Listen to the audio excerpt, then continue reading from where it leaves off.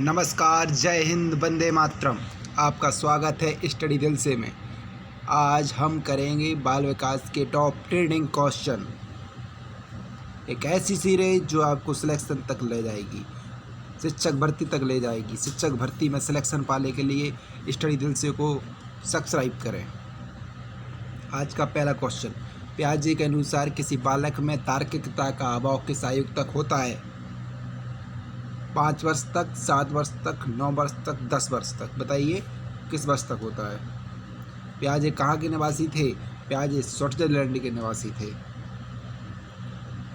अब बहुत सारे लोग लगा रहे होंगे 5 वर्ष, कई सारे लोग लगा रहे होंगे 7 वर्ष, लेकिन याद रखें ऑप्शन होगा आपका 7 वर्ष।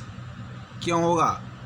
क्योंकि मूर्त संख्यात्मक अवस्था 7 से 11 वर्ष तक ही होती है। इसी में बालक तर्क करना सीखता है, तार्किकता का अभाव पाया जाता है 7 से 11 के बीच में। नेक्स्ट क्वेश्चन, किसी बच्चे के चिंतन में आयु के बढ़ने के साथ साथ किसकी प्रधानता बढ़ती है? जिज्ञासा की, आयु की, मूर्खता की या तर्क की? देखिए, कोई जैसे जैसे उम्र बढ़ती है ना, तो जैसे जैसे विद्यार्थी में तर्क करने की प्रधानता बढ़ जाती है। तो ऑप्शन नंबर कौन सा हो जाएगा? चौथा राइट हो जाएगा। आगे बढ़ेंगे। भाई, कौन मनोवैज्ञानिक हैं जो पहले जीव विज्ञान के प्रोफेसर थे, बाद में मनोविज्ञान के प्रोफेसर बने?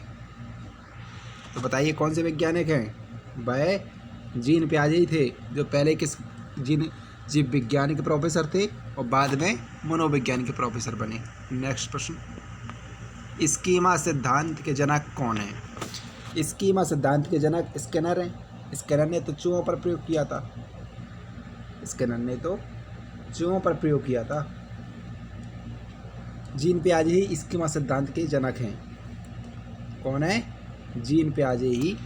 जीन पियाजे ने और कौन कौन सा सिद्धांत दिए? जीन पियाजे ने संज्ञानात्मक का सिद्धांत दिया। इन्होंने 4 अवस्थाएं बताई। चलो आगे बढ़ते हैं। प्रयोजनवाद ने किसे जन्म दिया? प्रयोजनवाद ने प्रोजेक्ट विधि को जन्म दिया। तो प्रयोजनवाद ने किसको जन्म दिया?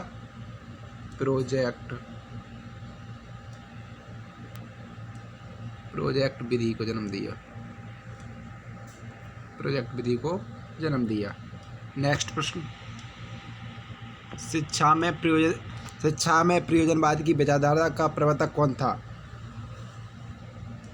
अब बहुत सारे बच्चे सोच रहे होंगे कि जीन पियाजे थे या स्किनर या फॉलोम, और ज़्यादातर 50-50 जीन पियाजे और जेम्स के बारे में कन्फ्यूज होंगे, लेकिन इसका आंसर होगा जेम्स, यानी विलियम जेम्स। तो विलियम जेम्स लगा देंगे। आगे बढ़ेंगे। मनोविज्ञान को आत्मा का विज्ञान किसने कहा? देखिए, आत्मा का विज्ञान जीन पियाजे ने नहीं कहा, स्किनर ने नहीं कहा, पावलोव ने भी नहीं कहा। किसने कहा? अरस्तू ने कहा। किसने कहा? अरस्तू ने कहा। जीन पियाजे स्विट्जरलैंड के निवासी थे। स्किनर ने चूहों पर प्रयोग किया था, याद रखना। आगे बढ़ेंगे। शिक्षा का अधिकार अधिनियम कब बना? शिक्षा का अधिकार अधिनियम बना 2009 में। प्रश्न नंबर 8 और 9 बहुत ट्रेंडिंग क्वेश्चन है। 9 में बताएंगे हम। जो शिक्षा का अधिकार 2009 में तो बन गया था, लेकिन लागू कब हुआ वो हम प्रश्न नंबर आपको 9 में बताएंगे।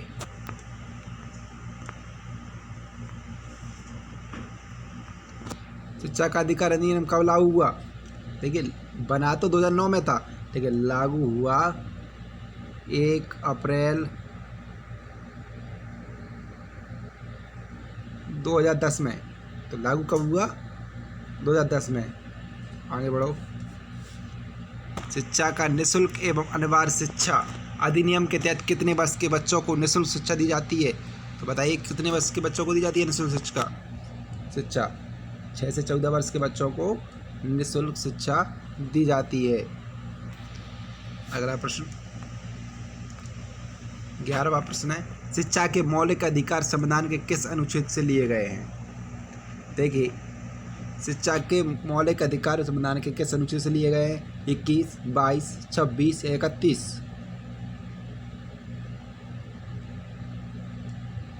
चैनल को सब्सक्राइब करिए। शिक्षक भर्ती के लिए शिक्षक बनने की ही एकमात्र चैनल शिक्षक भर्ती के लिए चैनल को सब्सक्राइब कर लीजिए। शिक्षा के मौलिक अधिकार संविधान के किस अनुच्छेद से लिए गए हैं? तो अनुच्छेद कौन सा था? 21। कौन सा अनुच्छेद था? 21 अनुच्छेद था, 21 था। और एक और था 21A, ठीक है, 21A था। अब बताएं आपके लिए शिक्षा किस संविधान के अंतर्गत लागू की गई? तो 86वां संशोधन, 86वां संशोधन के अंतर्गत लागू की गई। और 86वें संशोधन में लागू। और जो 21वां अनुच्छेद है ये कब लागू हुआ? ये 2002 में लागू हुआ। तो ये कब लागू हुआ? 2002 में लागू हुआ। शिक्षा का अधिकार कब बना? 1986 में संशोधन बना। कब लागू हुई? 2001 में लागू हुई। 21 के संबंध अनुच्छेद 21 और 21A से लागू हुआ। अगला प्रश्न, CBSE क्या कब बना? तो CBSE की परीक्षाएं देखा होगा ना, CBSE स्कूलों में देखा होगा। CBSE कब बना? CBSE बना 1929 से बना। कि इसका हेडक्वार्टर कहाँ है? इसका हेडक्वार्टर है दिल्ली में। CBSE का हेडक्वार्टर है दिल्ली में। और किसके अधीन है? तो केंद्रीय मंत्रिमंडल के अधीन है। आगे बढ़ेंगे। एक कक्षा में शिक्षक और छात्र का अनुपात कितना होना चाहिए? एक कक्षा में शिक्षक और छात्र का अनुपात कितना होना चाहिए? तो एक कक्षा में शिक्षक और छात्र का अनुपात कितना? प्राथमिक में तो 1:30 होता है, 1:30। प्राथमिक में 1:30। अगर माध्यमिक की बात की जाए तो वो 1:40 हो जाता है बढ़कर। तो यहाँ कौन सा लगा देंगे अपन? 1:30। ऑप्शन नंबर सी राइट हो जाएगा। आगे बढ़ेंगे। शिक्षकों के लिए रेफरेंसर कोर्स का आयोजन कौन करता है? ICSE, CBSE, UP या AL? बताइए कौन करता है?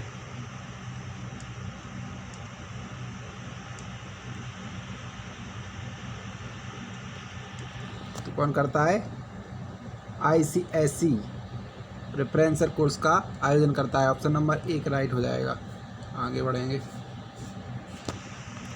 शिक्षा मनोविज्ञान का उद्देश्य क्या होता है? बच्चों का सामाजिक विकास करना। हाँ, पॉजिटिव आंसर है। बच्चों का भावनात्मक विकास करना, पॉजिटिव आंसर है। बच्चों का सर्वांगीण विकास करना, पॉजिटिव आंसर है। तो कौन सा हो जाएगा? तीसरा, बच्चों का सर्वांगीण विकास करना। आगे बढ़ेंगे। अज्ञात से ज्ञात की ओर किस विधि में पढ़ाते हैं? देखिए, अज्ञात से ज्ञात की ओर जो कुछ ज्ञात ना हो, और अज्ञात का मतलब होता है कुछ ज्ञात नहीं, और ज्ञात मतलब सब कुछ ज्ञात हो गया। तो ये किस में आता है? ये आता है विश्लेषण विधि में। अगर ज्ञात से अज्ञात लिखा होता तो तब लगाते हैं हम संश्लेषण विधि में। ये विश्लेषण और संश्लेषण एक दूसरे की अपोजिट विधि हैं। जैसे आगमन और निगमन। आगमन में उदाहरणों द्वारा समझाते हैं, पढ़ाते हैं, और निगमन में सूत्रों द्वारा। आगे बढ़ेंगे। क्षेत्र सिद्धांत किस विद्वान ने दिया? तो क्षेत्र सिद्धांत किसने दिया? जीन पियाजे। इन्होंने संज्ञात्मक का दिया। स्किनर ने तो अधिगम का सिद्धांत दिया। पॉलप इन्होंने भी नहीं दिया। कार्डलेविन, ये राइट हो जाएगा आपका डी, चौथा। कार्डलेविन, कोप्पा, कोयलर, ये थे क्षेत्र सिद्धांत इन्होंने दिया था। अगला पढ़ेंगे। कार्डलेविन कहाँ के वैज्ञानिक थे? कार्डलेविन कहाँ के वैज्ञानिक थे? जर्मनी, इटली, फ्रांस, रूस। तो कार्डलेविन जो वैज्ञानिक थे वो जर्मनी के थे। ये ऑप्शन नंबर राइट हो जाएगा। आगे बढ़ेंगे। बालक किस उम्र में वाक्यों द्वारा अपनी बात को कह पाता है? तो बालक 7 वर्ष तक, 9 वर्ष तक, 10 वर्ष तक या 5 वर्ष तक? तो बालक 5 वर्ष तक बाघ को द्वारा अपनी बात को कह सकता है। अब बाघ का मतलब समझे, बाघ का मतलब ये नहीं होता कि माँ, चाचा, ताता, पापा। बाघ का मतलब होता है माँ मुझे एक गिलास पानी दो, पापा मुझे खाने के लिए रोटी दो। ये होता है बाघ। और शब्द होता है माँ, पिता, चाचा, ताऊ। तो कौन सा ऑप्शन हो जाएगा? पहला। 5 वर्ष तक। आगे बढ़ेंगे। बालक सबसे पहले क्या बोलता है? बालक सबसे पहले क्या बोलता है? बालक सबसे पहले बोलता है माँ। माँ सबसे पहले व्यंजन बोलता है और व्यंजन ही माँ है, तो व्यंजन शब्द ही माँ है, तो क्या आंसर हो जाएगा? माँ। आगे बढ़ेंगे। बालक सबसे पहले किसकी भाषा को पहचानता है? तो बालक सबसे पहले किसकी भाषा को पहचानता है? माँ की भाषा को, या मातृभाषा को। मातृभाषा यानी परिवार की भाषा को, माँ की भाषा को से ही मातृभाषा कहते हैं। अगला प्रश्न, पर्यटन विधि का जनक कौन है? तो पर्यटन विधि के जनक कौन है? पर्यटन विधि के जनक कौन है? पेस्टोलॉजी। ये ऑप्शन नंबर राइट हो जाएगा। ना तो इसके जीन प्याजे होंगे, ना स्कैनर, ना पावलव। आगे बढ़ेंगे। इकाई उपागम के जनक कौन है? तो इकाई उपागम के जनक जीन प्याजे, स्कैनर, पावलव या मॉरिसन। तो एस.जी. मॉरिसन इकाई उपागम के जनक हैं। आगे बढ़ो। जन्म के समय बालक में कितनी हड्डियां होती हैं? जन्म के समय बालक में कितनी हड्डियां होती हैं बताइए। देखिए, जन्म के समय बालक में हड्डियां होती हैं 350 नहीं, जन्म के समय बालक में हड्डियां होती हैं 270, लेकिन बड़े होकर उसमें रह जाती हैं 206। लेकिन इसका आंसर कौन सा हो जाएगा? 270। यानी वयस्क में होती हैं, जो होता है वयस्क।